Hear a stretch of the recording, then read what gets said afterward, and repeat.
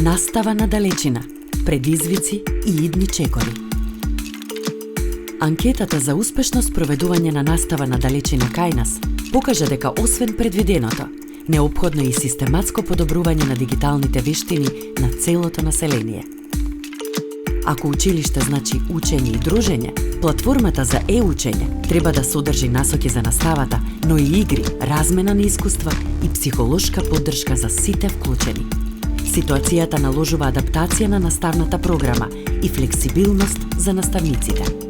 И секако, за сето ова да функционира, треба да се обезбеди опрема и интернет за секој ученик во нашата држава. Успешно и квалитетно реализирање на наставата на далечина значи мобилизирање на сите капацитети во државата. Програма подобра испорака на јавните услуги за граѓаните со активна вклученост на собранието.